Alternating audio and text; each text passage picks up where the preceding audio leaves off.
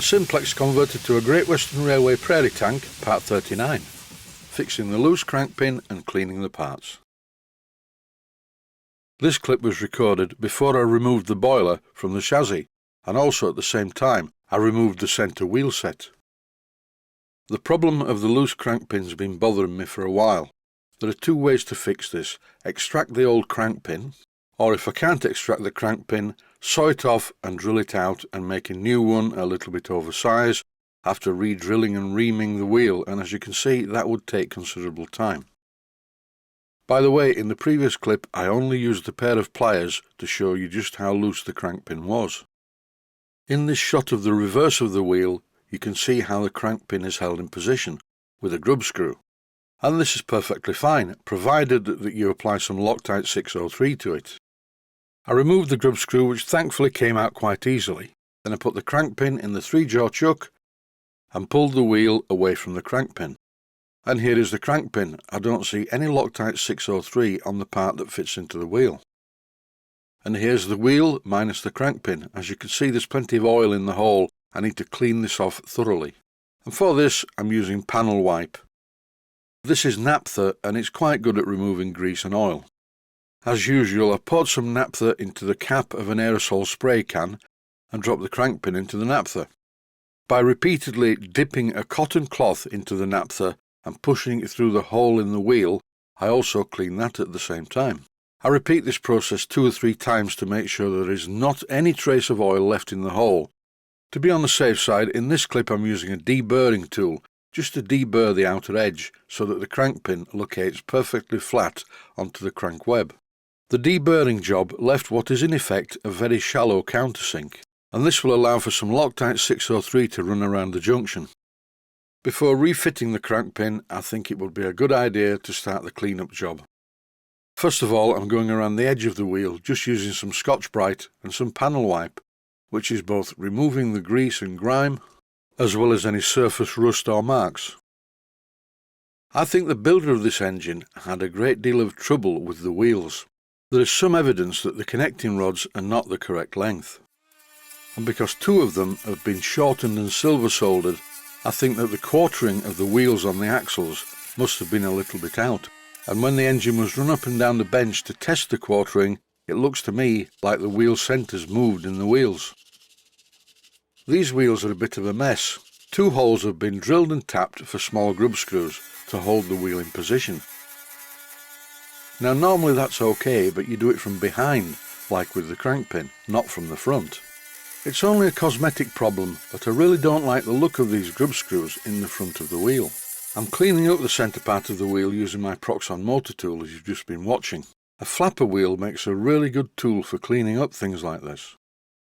Time now to refit the crank pin. I've used some emery cloth just to roughen up the part of the crank pin that goes into the wheel. And it's very important to make sure that the crank pin goes back into the wheel in exactly the same place as it was to start with. I'm going to use Loctite 603 both on the crank pin and in the hole to secure the crank pin to the crank web.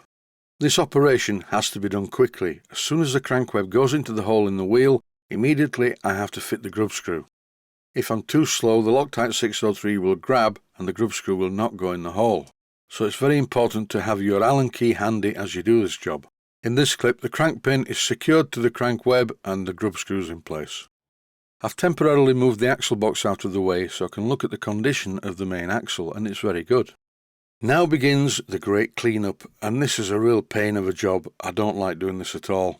This is my Clarke Parts Washer that I've had for a few years, and I'm tipping a full bottle of parts washer fluid into the machine. I use the term machine lightly because all it is a submersible pump with a pipe on the end of it that pumps the solvent from the tank and then puts it back into the tank like this. The idea being that you put your part underneath the jet of solvent. This was extra. It's a brush with a pipe that fits onto the existing pipe so that the solvent flows out of the end of the brush all over the bristles, and it's a great way to clean parts. It's very efficient. And before anyone comments, no, I'm sorry, I do not have an ultrasonic cleaner. And even if I did, I wouldn't use it in these videos because I would think that most people who are beginners to the hobby also don't have ultrasonic cleaners. The coupling rods and connecting rods are going to need a bit more than the parts washer to clean them up. But it's okay to start with just to loosen the grime that's on there already. Over now to the bench, and I'm removing the front wheel assembly. And as I'm doing that, I notice that the beam to which the front wheels are fastened to is very loose. This small frame stretcher is only held in place at each side by two very small bolts, and if this front pony truck came loose when you were running the engine, it would be catastrophic. The engine would just leap off the track. I think it would be a good idea to weld this stretcher in place. More about that in a future episode. Using the brush in the parts washer didn't turn out to be a very good idea, especially when the pipe came loose.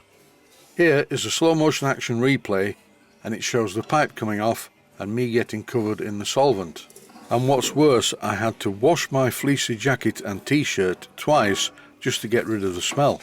I can't say that this is the best smelling body lotion that I've ever used, and I don't think it's ever going to attract any girlfriends. Luckily, in the workshop my heat has been on for a while, so it's quite warm.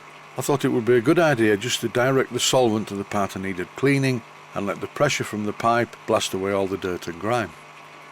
Currently, as I'm filming this, I do not have my jacket or t-shirt on. I've taken the rubber pipe off the end of the brush, and I will use it manually while simultaneously directing the flow of solvent with the main pipe. Only 3 days left before Christmas Day, and I'm looking forward to that. Now it's time for me to go into the house, wash my clothes and wash myself. Stay healthy, thanks for watching, and I hope you found it useful. Please take the time to visit my Mainsteam Models website and click on the section of the website that says Video Playlists. And by doing that, you can find other videos that you may like to watch. And by using the playlists, you can actually watch the videos back to back.